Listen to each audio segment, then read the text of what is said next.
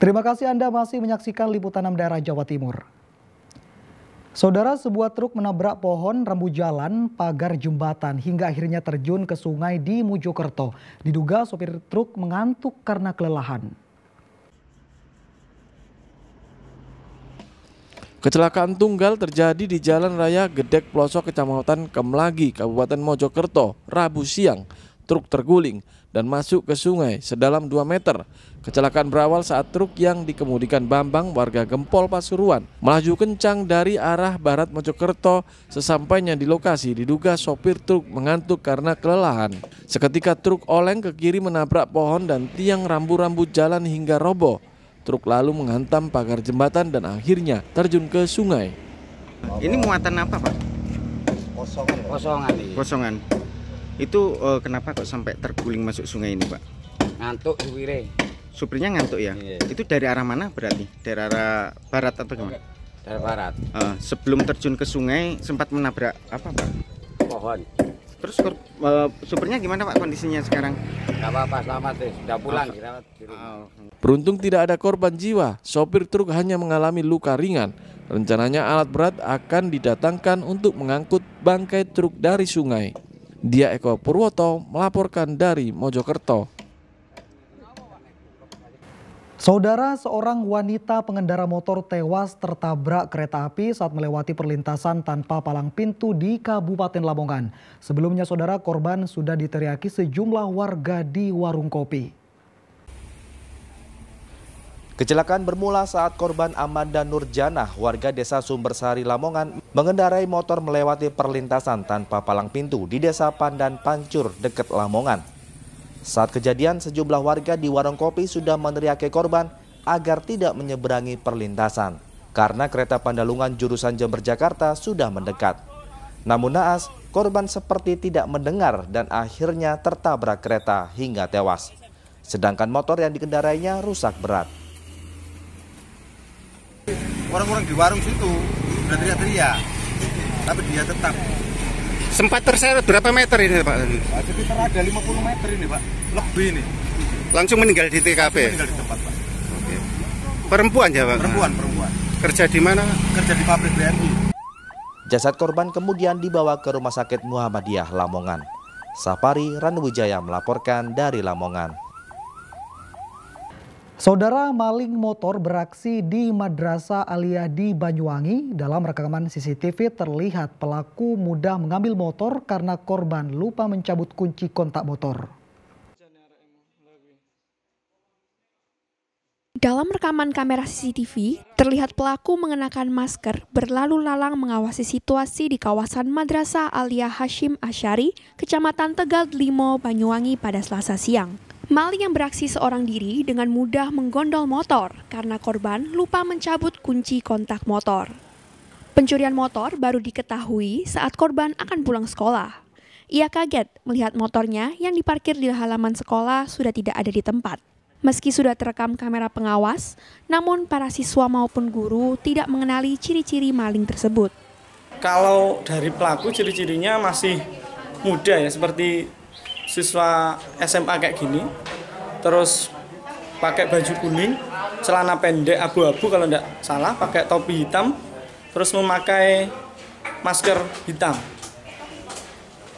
Sebelumnya sempat nggak ada ciri-ciri tersebut itu berkeliaran di wilayah sini? Sempat nggak? Soalnya kalau di masyarakat itu yang sudah kehilangan, kan dari beberapa bulan ini banyak dari lingkup Tegal Limo yang sudah hilang.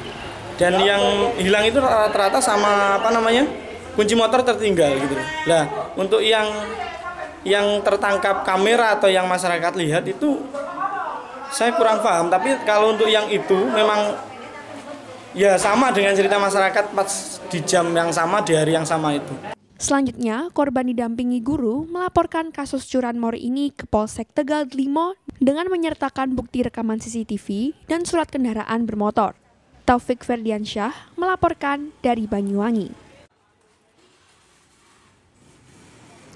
Saudara, ratusan pelajar di Sidoarjo memperingati Hari Pahlawan dengan berpawai menggunakan kostum berbahan barang bekas. Selain memeriahkan Hari Pahlawan, mereka kampanye kebersihan lingkungan dengan memanfaatkan barang bekas menjadi barang berguna.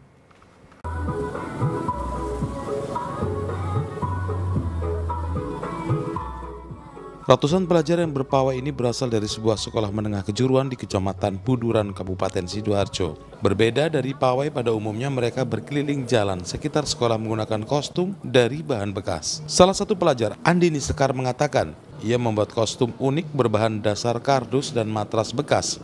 Andini membutuhkan waktu 2 bulan untuk membuat busana tersebut, lengkap dengan pernak-perniknya. Bahan-bahannya apa aja, Mbak? Bisa dari matras, bisa dari kardus, contohnya seperti sayap. Sayap. Ini dari kardus. Untuk model dada sama pinggang dari matras. Proses pengerjaannya berapa lama, Mbak? Sekitar 2 bulan. 2 bulan. Pihak sekolah sengaja meminta siswanya menggunakan barang bekas agar lebih kreatif. Selain itu, dengan memanfaatkan barang bekas, para siswa diharapkan bisa menjaga kelestarian lingkungan yang diwariskan para pendahulu kita. Bagaimana kita bisa memberikan kontribusi terhadap lingkungan sekitar kita, tentunya lewat anak didik kita, siswa-siswi, agar supaya mereka lebih aware, lebih respon terhadap lingkungan. Perjuangan mengisi kemerdekaan hasil pengorbanan para pahlawan bisa dilakukan dengan banyak hal. Dengan mendaur ulang barang bekas menjadi barang bermanfaat, diharapkan bisa mengurangi volume sampah yang setiap hari semakin bertambah. Zainul Fajar melaporkan dari Sidoarjo. Saudara, peristiwa heroik perjuangan rakyat Surabaya saat perobekan bendera Belanda di Hotel Yamato dilukis api oleh seorang praktisi pendidikan. Siapa sangka lukisan yang menggambarkan perjuangan arek-arek Surabaya itu menggunakan bahan dasar warna dari ampas kopi.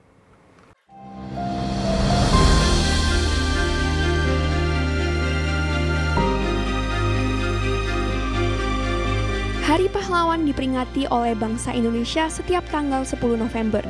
Peristiwa ini seakan tidak pernah lepas dari perjuangan arek-arek Surabaya melawan sekutu dalam mempertahankan kemerdekaan. Mengenang kembali peristiwa perobekan bendera Belanda di Hotel Yamato Surabaya, praktisi pendidikan bersama mahasiswa desain komunikasi visual Universitas Ciputra melukis peristiwa heroik ini menggunakan pewarna berbahan dasar ampas kopi. Sebelum mewarnai, dibuat sketsa dengan pensil di atas media lukis.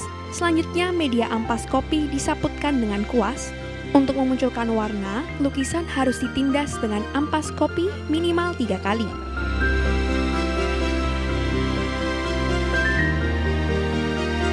Untuk mempertegas garis lukisan, digunakan pensil. Dan pada tahap akhir, setelah lukisan mengering, disemprot menggunakan cleaner agar warna serta garis lukisan lebih menonjol. Saya melukis menggunakan ampas kopi. Ini bertujuan juga untuk memberikan edukasi kepada teman-teman, kepada mahasiswa, dan kepada masyarakat bahwa waktu ngopi itu kita bukan hanya bisa untuk bercanda, untuk rokok sambil rokok gitu, kita juga bisa berkreasi dengan menggunakan ampasnya. Sehingga ampas itu tidak dibuang percuma. Jadi saya membutuhkan waktu yang lebih lama untuk menambahkan tiap layar ampas kopi. Jadi tekniknya adalah kita membuat sketsa, terus kemudian kita tumpuk, kita warna dengan menggunakan ampas kopi dengan air sedikit, air panas supaya kopi itu pecah. Terus kemudian kita berkali-kali untuk mendapatkan hasil yang maksimal dan disesuaikan dengan objek yang dilukis.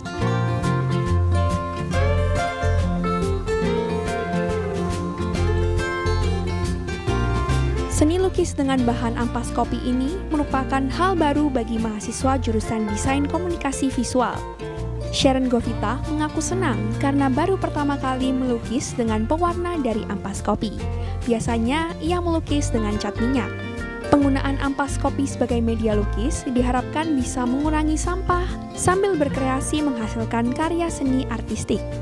Slamet Riyadi melaporkan dari Surabaya.